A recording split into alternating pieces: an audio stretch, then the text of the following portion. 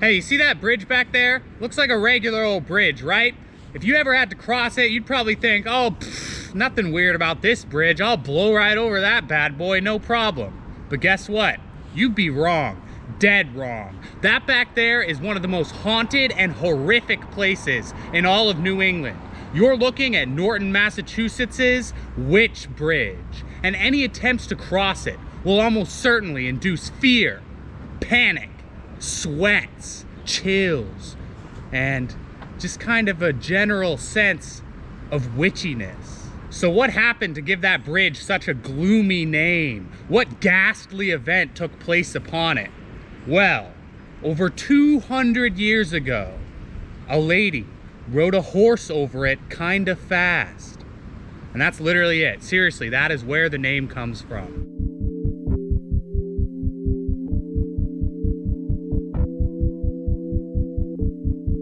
Of course, there's more to the story than that, but honestly, not that much. The details are a little shaky, as they always are with these kind of folklore legends, but here's the gist of the story. Sometime in the late 1700s, a woman who lived nearby to Barrowsville Pond here took off with her horse and buggy to visit the Norton Town Center, a ride of about 2 miles or so. She was most likely running some kind of errand, picking something up from the general store, something like that, right? And her route took her right over the top of the bridge here. Well, apparently she made that trip down to the town center and back a lot faster than her neighbors thought she could have. So obviously there was no other possible explanation other than that she's a witch, right? Nobody could ever ride a horse and buggy to town and back that fast. It's gotta be witchcraft.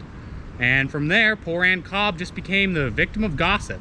I read that she ended up a bit of a social outcast, with her fellow townsfolk avoiding her and the possible spells they believed that she might cast upon them. And somehow the story and name just stuck, even though it's been over 200 years now, and that's an upgraded bridge back there. Not even the original that Ann Cobb rode over. To the residents of Norton, it is still Witch's Bridge, or Ann Cobb Bridge. And this wasn't just some kind of like tiny little nickname that was only blown out of proportion in modern times for tourism's sake or anything like that either.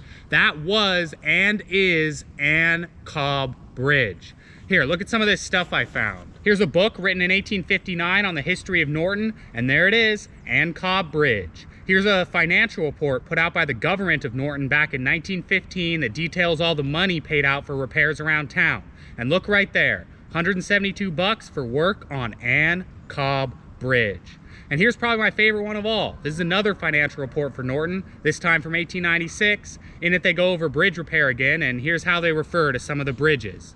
Bridge number 2 at Norton Mills, the bridge on the Union Road, and then Ann Cobb Bridge. This is not the bridge over the Wading River. It's not the bridge by Barrowsville Pond. This is Ann Cobb Bridge, period.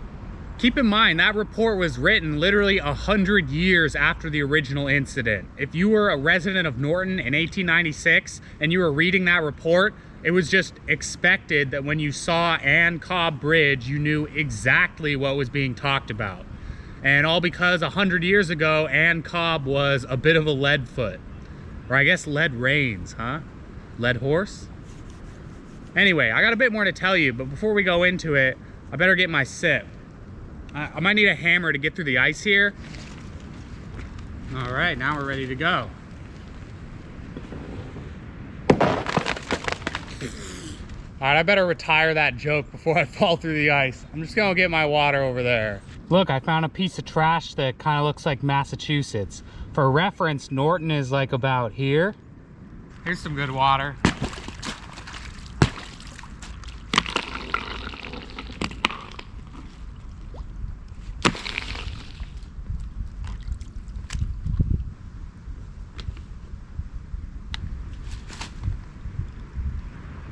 That'll do just fine.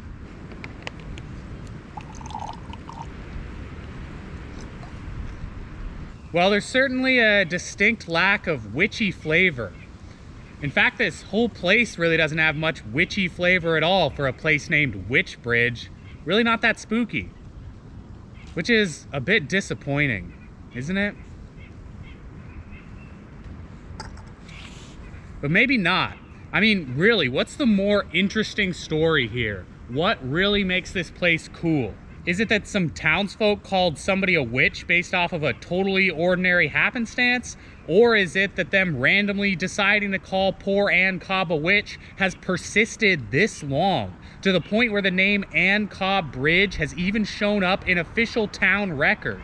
I mean, think about it. Why did they even pick the bridge specifically as the place to bear the witch name? I mean, it's just one thing that Anne went by over the course of a 2-mile trip. She went by this cemetery. Why isn't this Witch's Cemetery? She went over the pond here. Why is this still Barrowsville Pond instead of Witch's Pond? Hell, why didn't they just start calling the whole road that she traveled on Ann Cobb Road instead of just Ann Cobb Bridge? But nope, it's just the bridge only that got the new name.